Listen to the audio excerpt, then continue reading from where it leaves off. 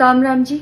मुझे आप लोगों से बहुत ज़रूरी बात करनी है क्योंकि मैं 2 दिन से बहुत ज़्यादा परेशान हूँ क्योंकि कंटिन्यू मेरे पास डीएम आ रहे हैं कि ये जो लखनऊ वाला इंसिडेंट हुआ इसमें मैंने कुछ बोला क्यों नहीं, एक्शन क्यों नहीं लिया, थप्पड़ क्यों नहीं मारा।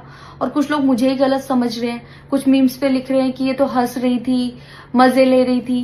कि पब्लिक में कोई मुझे ऐसे टच करके जाएगा उसमें मुझे खुशी होगी, मुझे मजे आएंगे। सारी बात ये थी कि जब इनका सॉन्ग के लिए मेरे पास कॉल आया तो मैंने सारी चीजें क्लियर कर ली थी कि इसमें ऐसा वैसा कॉस्ट्यूम तो नहीं है, कोई डबल मीनिंग लाइन तो नहीं है और इसमें ऐसा वैसा सीन तो नहीं है। और मैं शूट पर गई, शूट पे सब कुछ नॉर्मल था, मुझे कोई प्रॉब्लम नहीं हुई। जब इन्होंने मुझे लखनऊ के इवेंट के लिए बोला तो मैंने हाँ बोल दिया क्योंकि मुझे शूट पर भी कोई प्रॉब्लम नहीं हुई थी। और जब मैं लखनऊ में गई, मैं स्टेज पर थी, मैं पब्लिक से बात कर रही थी, पवन सिंह जी ने मुझे बोला कि इधर कुछ लगा हुआ है। उससे थोड़ी देर पहले ही मेरी ड्रेस वो न्यू थी, साड़ी में नीचे टैग लगा रह गया था। तो मेरे दिमाग में आया कि शायद ब्लाउज का भी टैग लटक रहा होगा। मैं हंसकर उस चीज को दबा रही थी कि अगर मेरा टैग लगा भी है तो वो चीज जिस टाइम मैं पब्लिक से माइक में बात कर रही हूँ उस टाइम ना बोल के साइड में भी बोली जा सकती है, इसलिए मैं उस चीज को उस टाइम पे दबा रही थी। मैंने हंस के टाला, अवॉइड किया और फिर दोबारा बात करने लगी। वो बोले नहीं कुछ लगा है, नहीं कुछ लगा है। तो मैंने कहा नहीं लगा, वो बोले लगा हुआ है। तो मुझे लगा कि शायद ये तो मेरे को लग रहा था कि कुछ लगा है इसलिए ये बोल रहे हैं। और पर फिर भी मैंने हंस के वहां पे टाला, पब्लिक से अपनी बात कंप्लीट की। कंप्लीट करने के बाद जब मैं अपने टीम मेंबर से मैंने पूछा साइड में जाके कि कुछ लगा है, क्या लगा है, उन्होंने बोला कुछ भी नहीं लगा था।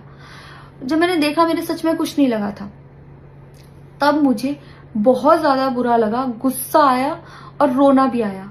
लेकिन मुझे ये नहीं समझ आया कि मैं अब क्या करूं यहाँ पर, क्योंकि जहां मैं गई थी लखनऊ में, पवन सिंह जी खुद भी वहीं के रहने वाले हैं, उसी जगह पर इवेंट था।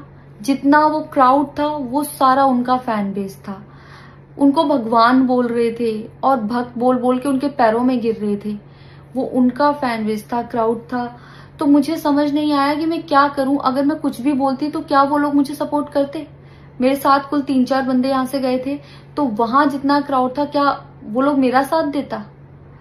मैंने सोचा मैं बैक स्टेज जाके बात करूंगी। इतनी देर में थोड़ी देर रील्स बन के अचानक से वो उतर के चले गए बीच में ही इवेंट के। थोड़ी देर मैंने रील बनाई, अनाउंस ये किया गया कि अभी इवेंट दोबारा स्टार्ट होगा। डिनर के लिए अनाउंस कर दिया गया, मैं भी उतर के चली गई और इवेंट वहां पे खत्म हो चुका था। अनाउंस किया गया था सिर्फ कि दोबारा होगा।